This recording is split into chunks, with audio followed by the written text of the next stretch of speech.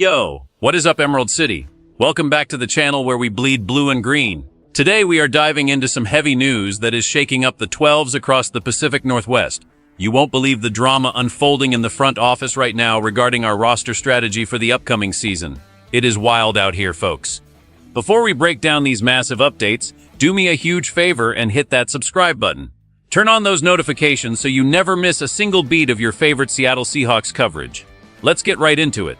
Rashid Shaheed is the name on everyone's lips right now because the Seattle Seahawks have officially locked him down with a massive 3-year, $51 million deal.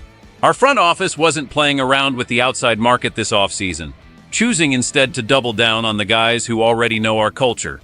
They brought back Josh Jobe, Drake Thomas, and Ty Okada, but the biggest investment by far is this bag they just gave to Rashid Shaheed.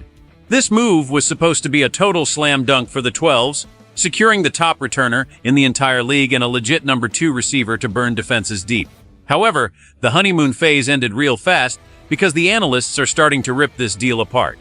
ESPN just dropped their regraded list of the top 60 moves, and they tanked our grade down to a B-. They are questioning if we overpaid for a guy who only had 15 catches for less than 200 yards in his 9 regular season games after the trade deadline last year. Sure, he was a monster on special teams with 3 touchdowns, but people are asking if we should have chased a guy like Romeo Doubs instead of sinking all that cash here. Is it possible the Seahawks front office made a massive financial blunder by trusting a specialist to be a primary weapon for Sam Darnold? The critics are getting loud, and the pressure is mounting on this offense to prove the doubters wrong immediately. We are talking about $51 million for a player whose production on the actual offensive side of the ball has been sporadic at best so far. If he doesn't turn into a consistent threat, this could be the deal that holds us back from that dynasty building we all want. But wait until you hear how this ties back to the stars we actually let walk out the door, because the context here makes the situation even more intense for the fans in Seattle. This isn't just about one contract. It is about the entire philosophy of how we are building this roster after that second Super Bowl win. You need to see the bigger picture of what is happening in that locker room right now. Kenneth Walker III is the shadow hanging over this entire conversation because the Seahawks let our Super Bowl MVP walk. Seeing a guy like Kenneth Walker III leave the building after everything he did for this franchise is a bitter pill to swallow for the 12s. We also saw Kobe Bryant head out, leaving some massive holes in the heart of our roster. The front office decided to stay quiet in free agency, ignoring the big outside names to focus on retention, but losing Kenneth Walker III feels like a move that could haunt us. The fan base is already on edge because we watched a superstar running back leave, while we poured $51 million into a wide receiver who hasn't proven he can be a high-volume target in this system yet. It is a risky gamble to let a proven workhorse like Kenneth Walker III go while betting the house on potential and explosive returnability. Critics are pointing at the lack of aggression towards outside free agents as a sign that we might be getting too complacent with our current core. Every time a Seahawks fan looks at the backfield this year, they are going to be thinking about the production we lost. The decision makers in Seattle are betting that they can replace that MVP-level impact through a committee or a different offensive look, but history shows that losing your primary offensive engine is a dangerous game. The drama is real because it feels like we took a step back in the run game to take a lateral step in the passing game. Why let a guy like Kenneth Walker III go if you aren't going to use that money to go get a top-tier established wideout? It creates a narrative of confusion around the front office's long-term vision. We are trying to maintain a championship window, but the moves we didn't make are screaming louder than the ones we did. This history of letting homegrown stars walk is a sensitive subject in Seattle, and the 12s are not afraid to let their voices be heard when they feel like the team is losing its edge. There is a feeling that there might be something even bigger going on behind the scenes regarding how these contracts were prioritized during the offseason. The numbers reveal a very specific story about what the Seahawks are trying to do with this roster. When you look at the stats, Rashid Shaheed only caught 15 passes for 188 yards in his 9 games with us. That is an average of about 20 yards per game, which is definitely not what you expect from a guy making $17 million a year. However, his 3 special teams touchdowns are where the value truly hidden. No one in the league is as explosive when the ball is in their hands during a kick or punt. The scenario for success depends entirely on Sam Darnold. If Sam Darnold can develop that deep ball chemistry with him during a full training camp, those 15 catches could easily turn into 60 or 70.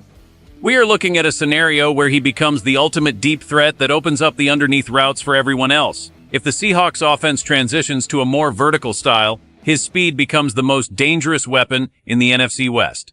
On the flip side, if the chemistry with Sam Darnold doesn't click, we are paying top-tier receiver money for a guy who only impacts the game 4 or 5 times a week on special teams. Another scenario is that the lack of a dominant run game, without our former MVP, forces the passing game to become too predictable. If defenses don't fear the run, they can just keep a safety over the top of our new number 2 receiver all day long, effectively neutralizing his greatest strength. The data shows that when he is targeted deep, his catch rate is actually quite high, but the volume just hasn't been there yet.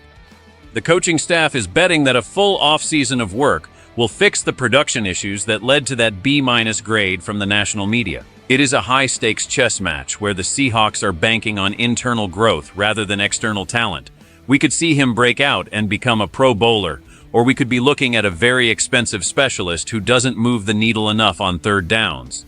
The range of outcomes is massive, and every single snap this season is going to be scrutinized by a fan base that is hungry for another deep playoff run. The numbers don't lie, but they don't tell the whole story of what happens when a player finally gets comfortable in a new scheme. Look, as an insider who lives and breathes Seahawks football, I get why people are worried.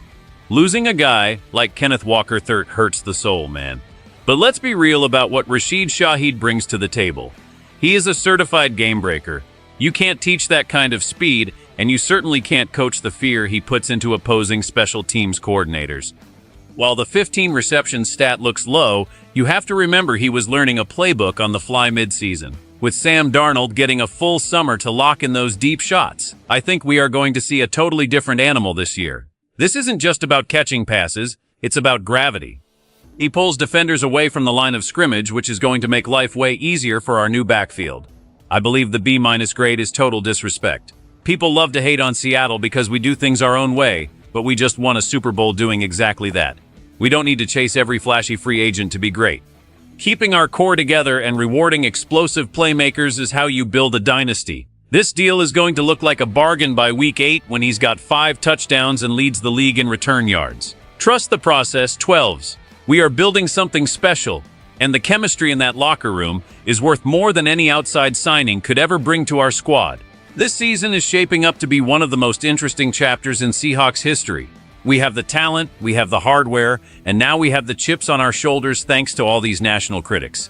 It is time to show the world that Seattle doesn't rebuild, we just reload and keep winning. But I want to hear from you, the heart of this team. Do you think the front office made the right call giving that huge deal to Rashid Shaheed, or should we have spent that money to keep Kenneth Walker III in a Seahawks uniform? Drop your thoughts in the comments below because I read every single one of them, and I want to know where the 12s stand on this roster shakeup. If you enjoyed this deep dive, make sure you smash that like button and subscribe to join the best community in the NFL. We are on the road to another trophy, and you do not want to miss a second of the journey. Thanks for watching, stay loud, and as always, go Hawks. See you in the next one for more exclusive Seattle Seahawks news and analysis right here on the channel.